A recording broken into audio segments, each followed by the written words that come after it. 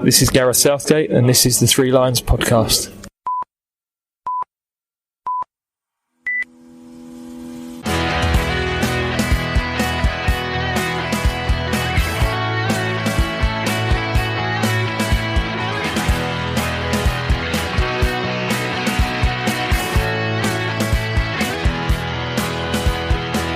Hello and welcome to the Three Lions podcast. My name is Russell Osborne and this is an independent England football supporters podcast. As always, welcome along once again.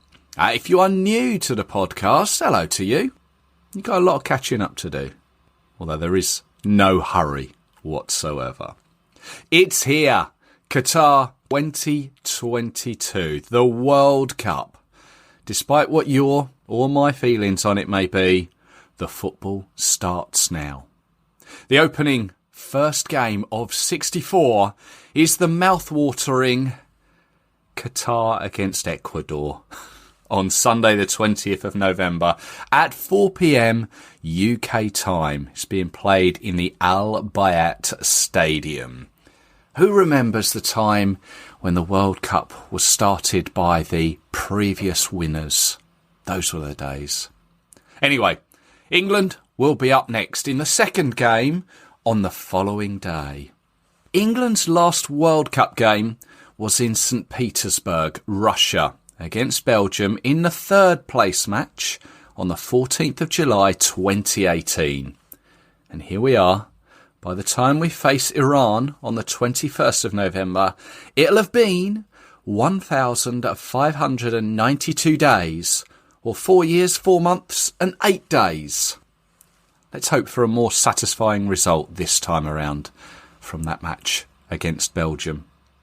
This will be England's 16th World Cup tournament.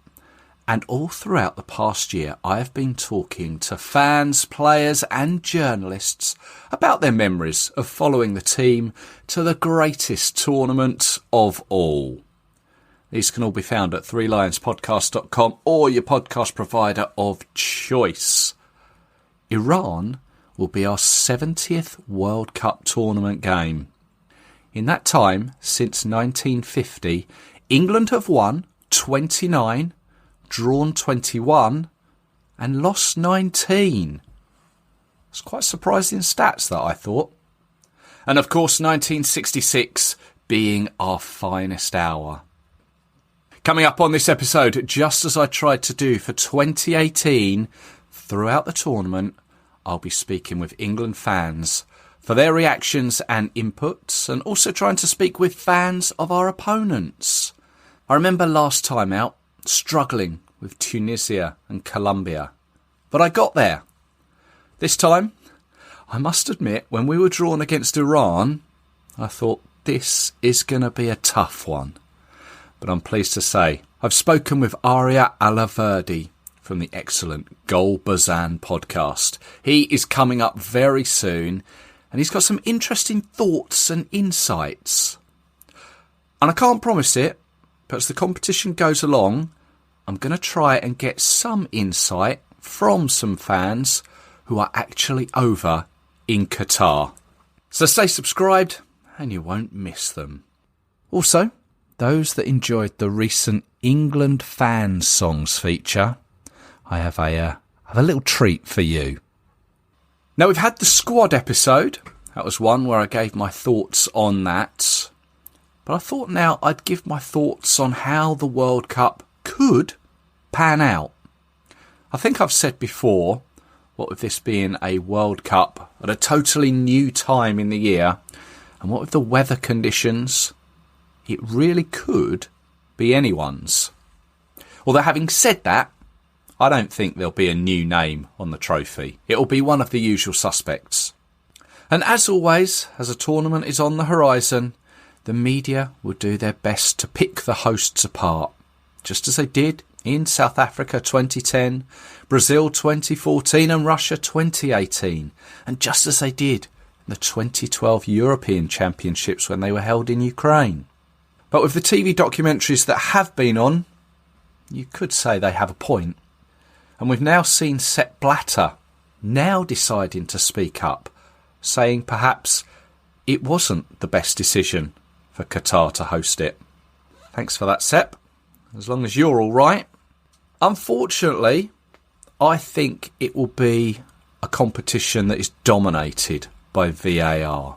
I don't think there's any getting away from that. We've seen it in the Premier League. We've seen it across Europe. We've seen how VAR intervenes within the games. I've said it before. I think the length that VAR takes just takes all the fun out of the game. And I think regarding our draw, I think as England fans, we can show a little disrespect in some of our comments or analysis of some teams from outside of Europe and South America. I think it's sometimes too easy to quickly disregard the likes of Iran, South Korea and Senegal, just because we're not so familiar with them. But it is important to remember they've all come through a tough qualifying campaign. They deserve the right to be at the World Cup. They've got to the finals, when the likes of Italy haven't. And despite everything we know about our defensive situation, I can still see us topping our group. And as we know, it is a hard group. And I saw that on paper, it's the group where the 4 teams are the highest based on FIFA rankings, if you take those into account. I think at the time the draw was made, we were 5th, the USA were 15th, Wales 18th, and Iran 21st. And that said, I've got a funny feeling Iran may be one of the surprise teams and finish second. I'm not just saying that because Arya is on very soon, although I can't see them progressing too far after that. And I wonder maybe if Mexico could be a surprise as well. It's a toss-up as to who we could play in the round of 16, if we win the group. We'll play second place of Group A. Now, you'd think that the Dutch would top that, leaving Senegal or Ecuador fighting for second place. Sadly, I can't see Qatar pulling up any trees. I can see them finishing bottom. And I think what would that be for only the second time that the hosts would go out of the group stage? Was it 2010 when South Africa went out at that point? I think it could be us against Ecuador in the second round. Of course, France are the holders. Remember, they beat Croatia 4-2 in the final last time out. They've lost Paul Pogba and N'Golo Kante. Could see them going out in the round of 16. Although, of course, they do have Kylian Mbappe. But if they do go out, that would make our pathway a little easier if they were to exit earlier. What am I thinking? France aren't going to exit early, are they? Of course they're not. Then, of course, there's Brazil. There can't have been a World Cup in history where anyone has said, nah, Brazil, they're not going to do anything this time. No one says that. No one thinks that, do they? Brazil, every time a World Cup comes round, Brazil are always someone's favourites. Although the last 3 out of the 4 World Cups, they've gone out at the quarter-final stage. They've not won it since 2002. You just know that they'll be there or thereabouts. Germany, too, they'll be looking to put right their disaster of a 2018 campaign. I can see them making the quarter-finals, as I can Spain as well. But I'm afraid to say, I think the eventual winners could be Argentina. They are current Copa America winners. Messi, well, he's found his form now at PSG. Can he finally emulate Maradona? It's also a team that features Angel Di Maria from Juve, Paulo Dybala from Roma. I think it could be their time for the first time since 1986. But what do I know? We will find out as it all goes along.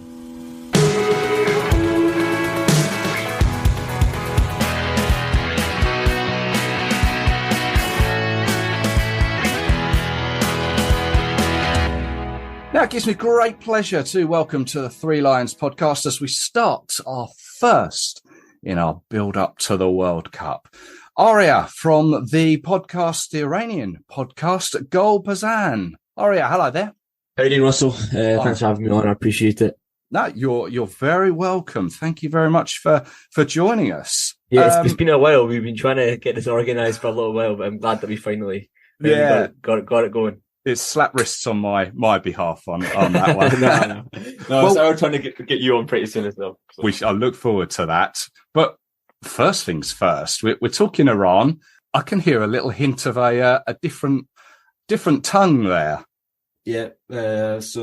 I'm born in Scotland to Iranian parents. Of course, naturally, Iran's got a huge football history. They've passionate fans for the sport. Scotland similarly as well. So that kind of blends into each other. Didn't always really support the Scottish national team until a bit more recently, just because of the way they're doing now. I think they're doing a lot better. But Iran's always been a team that I supported as a kid, and obviously I coach football myself. So that's my job. So I suppose it blends into each other. I've got that job. And I naturally support the national team. So, but then we're doing this podcast on the side as well, just because, why not, because, I think it's important to have that, for people around the world. Absolutely. Well, go on, tell us a little bit about Gol Bezan. Yeah.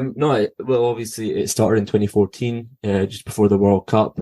I wasn't part of it originally. There was the four guys, Pasha, Pejman, Sina and Bobak, who started it together. The idea behind it was to showcase Iranian football to the worldwide audience, particularly the Iranians who live abroad, diaspora, who maybe don't speak as good as Farsi as people who live in Iran, of course. So as a result, they did a podcast. It got a lot of success early on because obviously it was a niche that hadn't really been tapped into as much. Then going forward, they kept doing various interviews of players around the national team and also key figures such as like Jordi Cruyff, for example. So wow. As a result, it got a lot of acclaim internationally. And now, we're very pleased that we're at a good place that we can cover.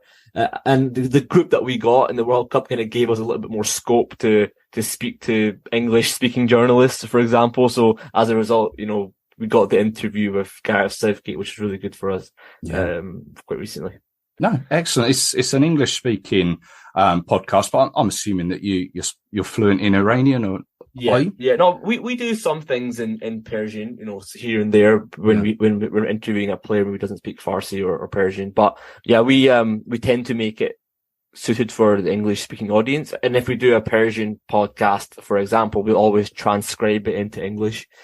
So yeah, it's good. I think it's important to have it for this kind of, because obviously football in Iran is massive, but how many times can you say that you've heard about Iranian football from the Iranian TV or Iranian newspapers? Because they only cover it in that one language, so it's important to have an international version of it. Yeah, no, great stuff. Well, I'll tell you what, just a quick one. Maybe you can just say hello to the any potential Iranian listeners that may be listening to this in the mother tongue, just quickly for us. Yeah, of course. سلام عرض میکنم به همه هموطنان. ایشالا که روزای بهتر داشته باشیم. رفته. Marvellous. Thank you. I'm going to have to get that done with for the Welsh and the American episodes now as well. No problem. Well, let's move on to the World Cup and Iran at it and being in the same group as us. This is Iran's sixth appearance at a World Cup. They never got out of the group stage. I think it's fair to say probably the last World Cup, 2018, Russia was probably could be looked at as the most successful with one win and a draw. But I guess that going forward, the objective now is to, at the very least, is to get out of the group, is it? For sure. This has been a long time, since Iran have had really good success in any tournament, really. Not won an Asian Cup. I think it's since 1976, if I'm not mistaken. So we want a bit of success, and for us, success is advancing from this group. We've been to 2 World Cups in a row. This will be the third one now, and we did well in 2014 for what it was. We had a good squad. Not a good squad, but a good team, a good knit group, group with Carlos Queiroz in charge. 2018 was a very good team, just maybe a little bit too early in development in terms of where they were in their primes. They were a little bit younger, not as many caps. Now that team is an experienced team with players who are playing well at their clubs. Not all of them, of course, but a lot of them are. And I think if we're going to ever do it, it would be now. Okay. So, I mean, do you think it's a distinct possibility to get out of the group? Yeah, 100%. I don't see that as, I'm not saying it's a very hard group, first of all. It's not a simple thing to do at all. But I think, when Carlos Queiroz came back in charge of the national team, that possibility became more clear. Before, under Dragan Skocic, the previous coach who took us through qualification and, got us through it with good results. I say results, right, with a bit of emphasis there, because it was just results. And I don't think we had a lot of things going for us, when you look at the performances. But now I think, looking at our last two friendlies against Uruguay and Senegal, I can say that we are in a better position to do what we're supposed to do, what we want to do anyway. Okay. I mean, obviously here in England, we're fully aware of Carlos Queiroz, the manager of Iran, Portuguese by birth. He's had time with Manchester United, obviously. He says he's gone back to the Iranian team after being there in, 2014. He's obviously highly thought of then. Well, yeah, I mean, took us to 2 World Cups, took us 2014 and 2018, 2 Asian Cups. And, I think, yes, he wasn't successful in quotation marks when you look at, he didn't get us to the second round, he didn't win any Asian Cups. But what he did was he brought this team an identity. He made us play a certain way that made us difficult to beat. We didn't look unorganized really ever in any game. Maybe that one game against Japan in the semi-final of the Asian Cup, we looked very disorganized towards the second half. But other than that, we always looked like a team that, even if it was a team like Portugal in the World Cup or Spain in the World Cup, we always looked like we were close to getting a result from those games. And I think Carlos Queiroz brought this team something that we wanted to always have, which was, yes, we're not the strongest team when you look at the individuals, but we've always had a bit of team spirit. And he brought that team spirit, dialed up to 200, which is something that I think was so important for our game, because, everyone keeps saying, oh, Iran's got a massive football culture, blah, blah, blah. Yes, but it doesn't mean, but football culture only, in my opinion, really matters if it's working on the pitch as well. And I think it was working on the pitch under Queiroz. So I think, ultimately, he did that, and I think I'm happy that he's back as the coach. Okay. I mean, from an English point of view, when it comes down to World Cup qualifying, we know pretty much how it's going to work. We've got a group stage. Whoever finishes top directly goes through. Whoever finishes second, I think, is then into a playoff pot, etc. But qualification from the Asian region, I was looking, is quite tough, isn't it? You have to go through 2 rounds of qualifying, and to your credit, you finished top of both of those rounds. Yeah, well, not with a bit of high blood pressure and heart rate.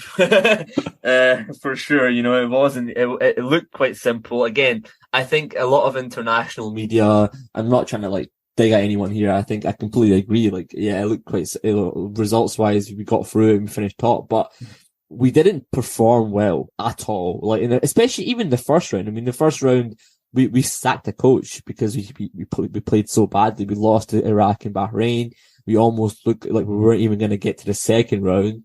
And then, to be fair to Dragan Skocic, he came in and got us out of that group, top of the group, did really well towards the end of that first round of qualification. And went to the second round. We started out quite well. I thought we looked quite good at the beginning, but I don't know what happened.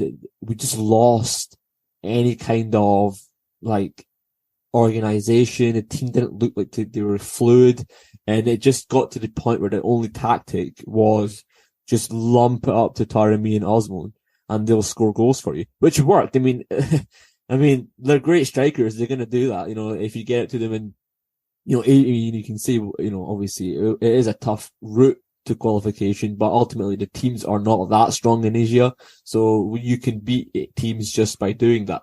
But the issue is even Queiroz made it a thing where it doesn't matter which team we're playing against, we're going to play the way we're going to play when we get to the World Cup, because that's how you need to, this is our preparation. So I think that's when we got a little bit worried when we started to lose. We lost against South Korea. We looked really bad against them when we were playing them in the second leg in Seoul. And then we lost to Algeria in the summer in a friendly match that was against their third team. And then we were like, okay, now it's really worrying because we noticed that we weren't performing well in qualification. We were just getting through with lucky results. We almost lost to Lebanon 1-0. We scored 2 last-minute goals against them. We should have lost that. We should have lost that game, 100%. I was actually really angry that we'd won the game to some extent, because I was like, we needed a loss in order to kind of get us playing well again. Yeah. And we won that game, and I think the players got a little bit overconfident as well with where they were. They qualified quite early on in qualification. So just to kind of sum it up, as a result, we were happy that there was a change, but we wanted a change to happen, a change of coach to happen a lot earlier. It happened far too late in preparation for the World Cup. It happened, 3 or 4 months before the World Cup was going to go, and it really should have happened a year before it. Right. I'm assuming that what with the internet these days, it's fairly easy to see Iranian teams on the to watch games live. Yeah, 100%. Actually, it was really good this qualification. One Football, the app, they bought the rights for all of Iran's all of the Asian qualification matches, which was really good because previously it was on Eurosport and not everyone has Eurosport, and it was like, it was a bit of a disaster to try and get it. But now, it was well broadcast. I mean, AFC, I think they kind of had it, the Asian Football Confederation did a little bit of a overhaul of how they do their social media and all these kind of things, and I think it was a lot better this time around. But how can I say it? I think it can still get better. With the likes of Europe, they have massive money that go into. I don't know. I think it was it was free to watch Iran play. So maybe going forward they'll charge people to make some more money, make it better. I don't know. But yeah, it was better than previous campaigns for sure. Cool. So, despite the making it hard work to get to the finals, you've got there eventually. What does it mean to the people of Iran to get there to the World Cup finals? I mean, how big is football over there? Well, I've said before, football's massive. Football is probably, definitely the biggest sport in the country. It is. I mean, look at it. I'll give you an example from my perspective. Look at a player who plays, for example, in Burnley. Give me any English player who plays in Burnley. I don't know. Put me on my toes there. I was thinking Tarkowski, but he's moved now. Yeah. Okay. Tarkowski, for example, I don't know how many followers he has on social media. I'm just making this up on the spot. A player who plays in a equivalent team like Burnley in the Iranian league will have a lot of followers on social media, and it's because they're seen as celebrities. They are celebrities. They are massive. Footballers in Iran are the celebrities in the country. It's not like in this country, in the UK, you have actors, you have musicians, you have all these things. Footballers are the cream of the crop, but they're right up there with like top celebrities in the country. So as a result, they're on a pedestal immediately, and we'll come on to it later when we're speaking about the current protests in the country. But they make up a lot of people's entertainment. And as a result, they have to, they have to live up to that standard, for sure. The two clubs in the country, Istiqlal Persepolis, have roughly 40 million fans, supporters each, and that's massive following. Tiraktor, who play in the north of Iran, Tabriz, near Turkey, they have a huge following as well. They'll have, I think I don't know what the stadium capacity, maybe 70,000 capacity. That gets sold out sometimes. When they allow fans in the stadium, hopefully they'll allow women in the stadium as well at some point. Yeah. But, these teams have massive followings. And, I think, the football in the country can be a vehicle for success, but it can also be a vehicle for bad publicity as well. You can look at that however you want, from a political standpoint. But at the same time, we have a national team that we're proud of now in terms of the footballing aspect. There are people who aren't proud of it as well from the political aspect. But at the same time, we have to go to the World Cup and achieve things that we haven't achieved yet. So we'll see what happens. There's lots of politics out there, and I know we've decided not to touch on a couple of them. But I mean, are you able to say what the people of Iran think of the World Cup being hosted in Qatar? Yeah, 100%. Look, at this point in time, it's difficult to speak about football as an Iranian, no doubt about it. Of course, I have a responsibility. I've got a podcast that we've been doing for a long time that we need to cover it, but we've been doing a lot less recently ourselves, and that is due to the protests and the killings that are happening in the country, and the regular human rights violations. But football does go on at this point. It is going on, so there is still something to speak about. The people of the country, if you look at the last two friendly matches as a guide, they played those games. They actually played really well, Iran, in those two games. I thought that they were probably two of our best performances in a long time. And, people were quite upset with the players, saying that maybe they didn't show enough support for people, for the protests. And there are a good number of Iranians who are now not going to support this national team at the World Cup.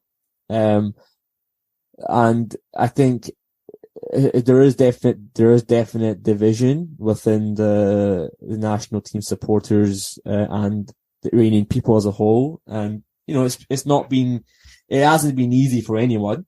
It hasn't been easy for us. And I think we have to find the best solution. Some people are saying Iran should get banned from the World Cup. Some people are saying no, we should still go because there's going to be a lot of protests in Qatar, which will be good for the international audience.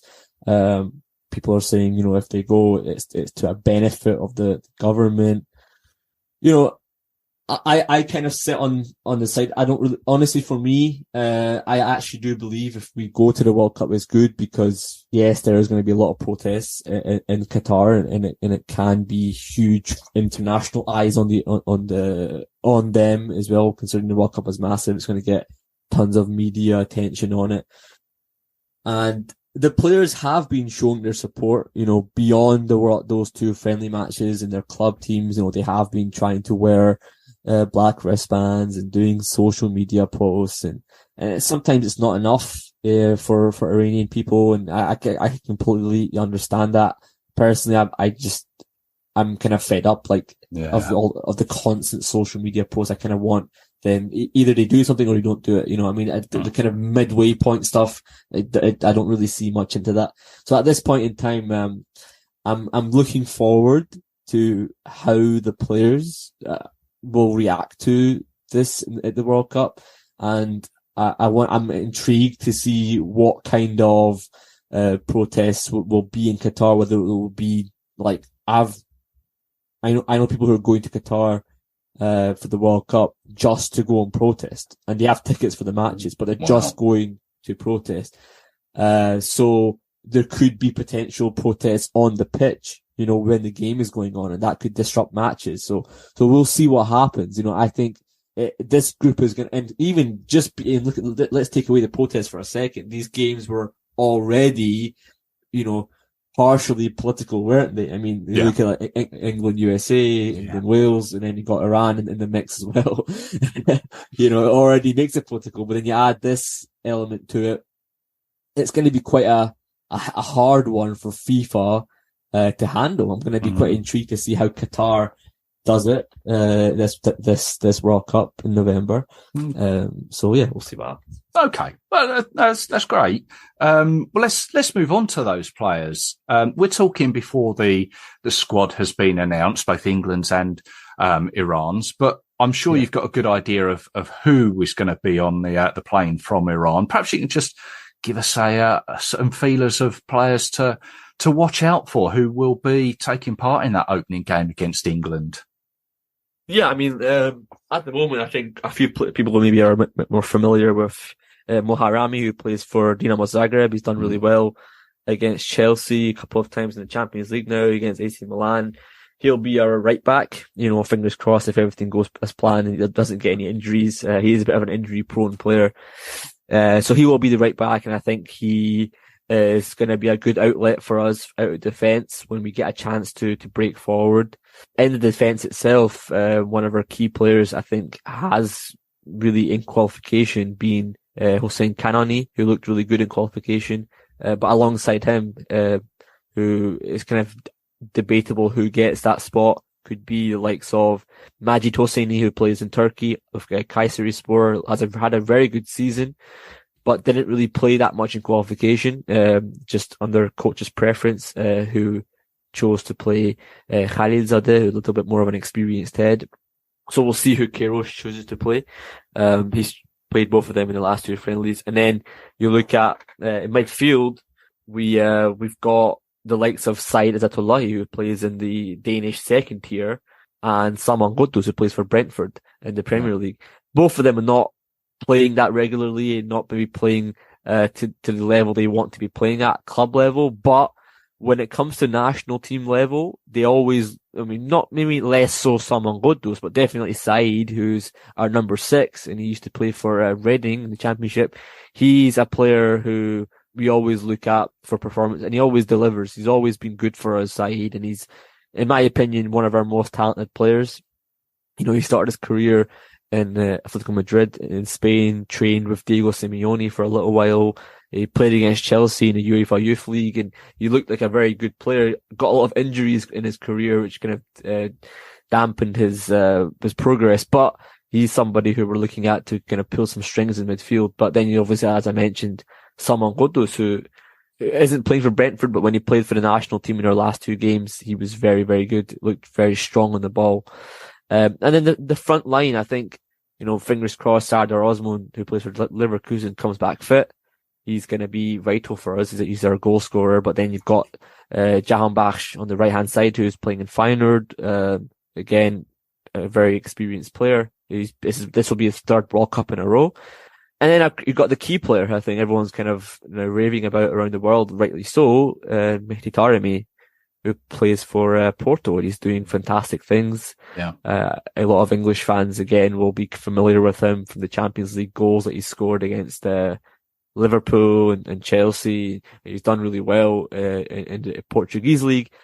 So the team is built to be physical. It's built to be effective, getting on the counter attack, and I think they will do that.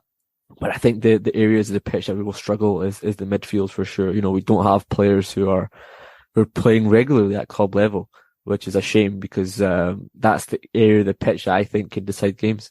Yeah. Well, there's certainly some players there that say we are familiar with, and certainly players that are playing for teams that we are familiar with. It's not going to be a walkover that not everyone in England is thinking of. Certainly not myself. I'm old enough to remember the likes of Nigeria in 2002, Algeria 2010, and USA 2010, Costa Rica in 2014, and then Tunisia last World Cup when we only beat them in the last minute. This is not going to be an easy game. And genuinely think it will be close. But just before we round it all up, in the group, it's a group that features USA. As obviously, I remember the 1998 game between yourselves and USA, Wales as well. Whereabouts in this group can Iran finish? Here's the thing, right? And I've said this in quite a few podcasts. I've always said that, personally speaking, I think the US national team are talented. They've got good young players. They're building something for the future. I don't think they're going to be too much of a difficult task for any of these three teams, Wales, England, and Iran. I think they're going to be a fairly simple opponent to face. Just my personal opinion. I don't think they've got much going for them in defence. In midfield, I think they're okay. They're good. They've got some good players, but I don't know how much quality they have on the ball. And then in the front line, I don't really see much cutting edge there. I haven't seen much from Pulisic this season at Chelsea. And other than that, I don't think they have many other players who can really score goals and cause issues. For the Welsh team is different. I think they've got something about them.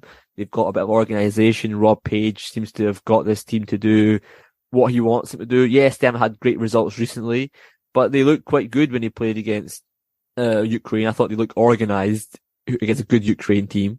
So I think it's going to be a tougher game for Iran, that Wales game, considering it's our last game of the group. I think, our last game, if I'm not mistaken. I think that it's going to be a really important game for us. But the England game, it's going to be a make or break. If we can get a draw from England, then I think we're going to go for the next round. If we lose to England, then, which is very likely, of course, then, that USA game, now there's more pressure on it. Yes, they're not a strong team, in my opinion, maybe, but they are now a team that we have to beat. There's no other choice. So, I think Iran have a bit of the way the match has come makes it hard for them. But I will say one thing, and I think this is very important, as I mentioned a little bit earlier. Mehdi Taremi, I think, in my honest opinion, I don't think any defender in the world handles him with ease. I think he's got a lot of cleverness and footballing IQ that makes it hard for many defenders around the world to deal with. He scored against some of the top teams in the world. He's made defenders who are decent look good, look really bad. Like, for example, I'll give you a good example. Sebastian Coates, who plays for Sporting Lisbon, used to be for Liverpool. He won 3 penalties off him in one game, and he ended up getting him sent off.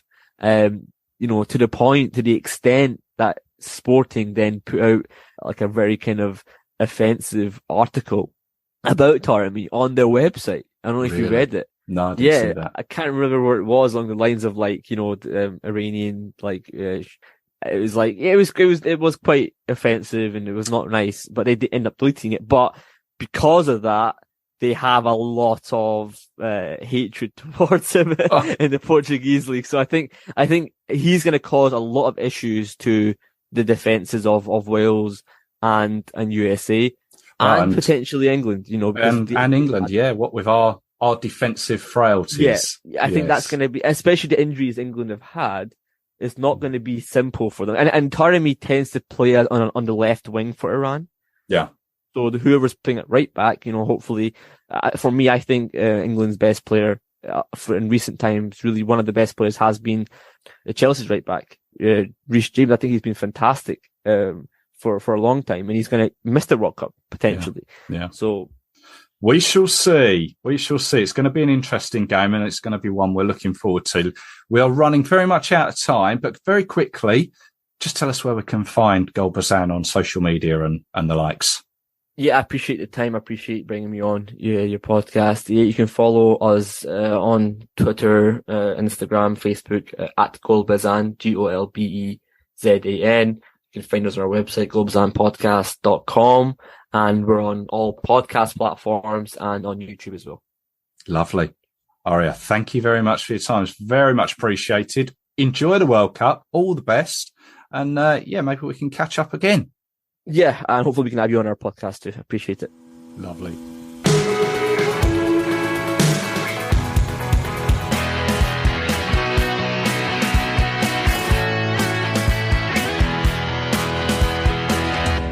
Many thanks to Arya there. He alluded to a chat with Gareth Southgate. Now that can be found on the Gol Bezan social media channels. It is well worth a watch. It was recorded a little while back, but well worth a watch, and a great coup for them.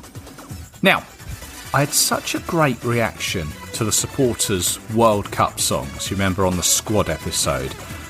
I thought I'd add a couple more to this episode, because basically there's people out there that are writing and recording these songs for England, and I think they deserve as much attention as they can possibly get. So I've got two more for you. Now, first up is a track by the 12th Man. It's called Put Another Star on the Shirt. It's been written by Scott Dean, Richie Hughes and Luke Bateman. They're all regular England Supporters Club members, and together they are the 12th Man.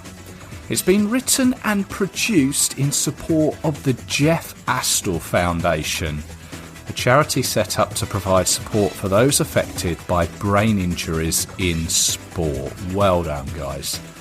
Recently, one of the members, Richie, painted a mural on the side of a pub in Orsett in Essex of Declan Rice. And to everyone's surprise, Declan himself turned up to see it in person. Amazing. This is the 12th Man, and Put Another Star on the Shirt.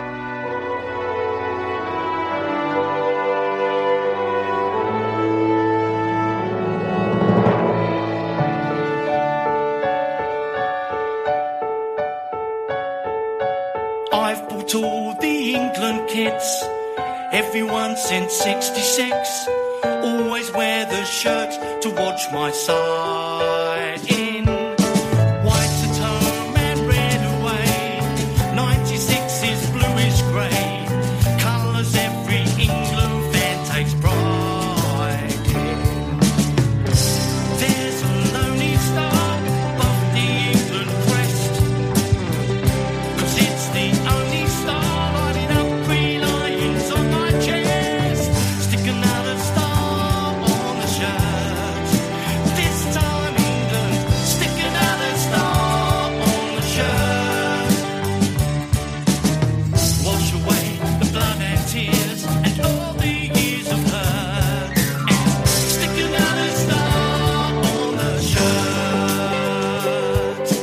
If it's diamond white you're in, then you're back there in Turin, and the Umbro shirt we all dressed up in. Admiral in 82, shoulder stripes of red and blue, and the classic red, we won the cup in. Let our footy nation wear our rags with riches. We don't need no constellation, just need a few more golden stitches. So, stick another star on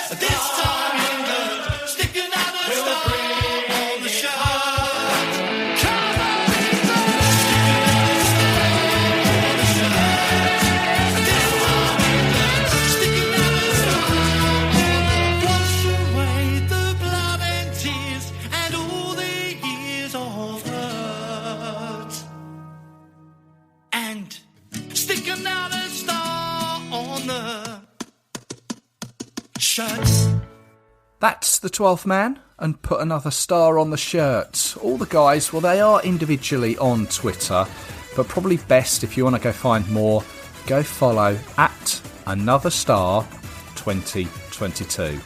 And you can find the track, it's on Spotify. Now, next up is George White. He's from Manchester, and this is his track, Up the England. He's done a video to accompany the track. He's filmed it at Curzon Ashton's ground, playing his guitar in the stands, on the pitch, and even in the dugouts. Amazing. I notice on Twitter, he's even got the seal of approval from Phil Foden. But George wrote this track last year on the day of the European Championships final. You can stream it on the likes of Spotify, Apple Music, Amazon Music, all the usual suspects. This is George White and Up the England.